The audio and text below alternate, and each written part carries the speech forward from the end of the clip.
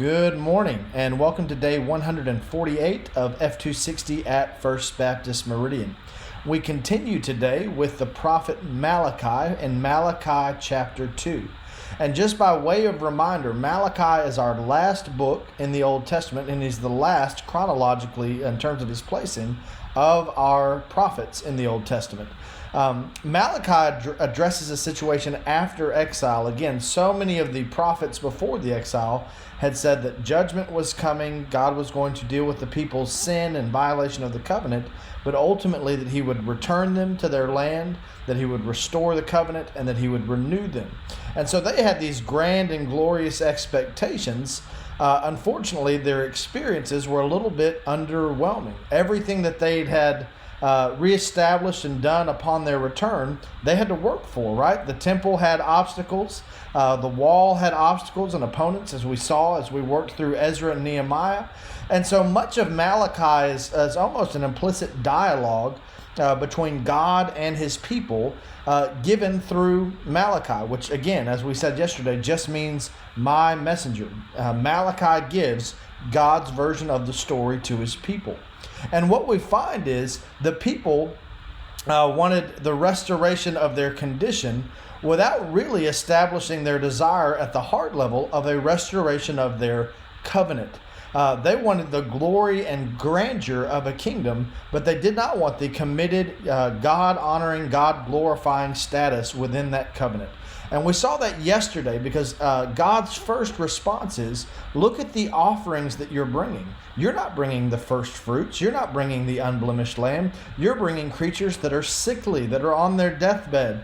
In fact, more than anyone in this, God holds not just the people, but their spiritual leaders, the priests and the Levites accountable for this. Look at the strong language that he uses today. I will spread animal waste over your faces, the waste from your festival sacrifices, and you will be taken away with it. In other words, God said, what if I brought to you the very thing that you're bringing to me, despite how good I've been to my people and to my promises? God says, you've got me on trial, but what does the evidence actually suggest? He says, this priestly ministry, this Levitical ministry, is not just one of genealogical descent. It's about a spiritual character. Then you will know I sent you this decree so that my covenant with Levi may continue. My covenant with him was one of life and peace, and I gave these to him. It called for reverence, and he revered me and stood in awe of my name. And yet the priests and the Levites of their day are not doing it. They're being a stumbling block. They're misleading the people. So God calls them to shift from iniquity to integrity. Again, the covenant is not just about the requirements from God. It's about the responsibility, spiritually and otherwise, of the people. He says, for the lips of a priest should guard knowledge, and people should desire instruction from his mouth, because he is the messenger of the Lord of armies, or the Lord of hosts. What does it suggest? That God is having to speak this message not through the lips of the priest, but through the lips of a prophet outside the priesthood, Malachi, my messenger. You, on the other hand, have turned from the way. You have caused many to stumble by your instruction, and you have violated the covenant of Levi. The second thing that we see in Malachi chapter 2 is, again, this recurring emphasis after the exile. They understood that the primary way that Israel got off course, both in the wilderness, going back to Numbers 25, and in the kingdom with Solomon, was this intermarriage with foreign women. Again, that is not because God is xenophobic. This is not really the question of mixed race marriage. This is the question of mixed religion marriage. Because to marry foreign women in the Old Testament was almost always to bring in foreign gods and reintroduce the struggle of idolatry. That's what brought the kingdom down, beginning with Solomon. And what you have going on in the exile, and there's some disagreement over how to interpret the second half of Malachi 2.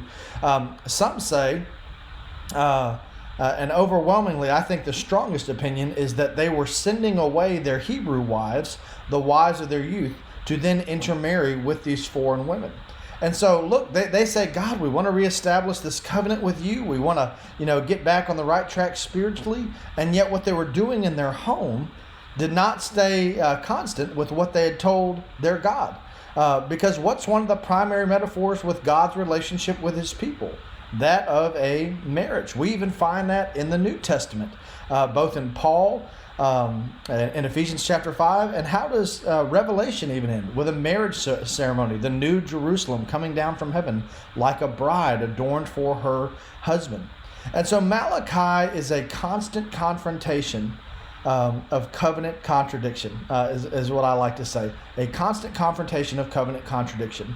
They're saying, God, this is not what you told us it would be. And God is saying, look at the spiritual condition of your hearts. You say you want these things from me and for me, and yet in your sacrifices so far and in your own homes, you are not honoring me as the Lord.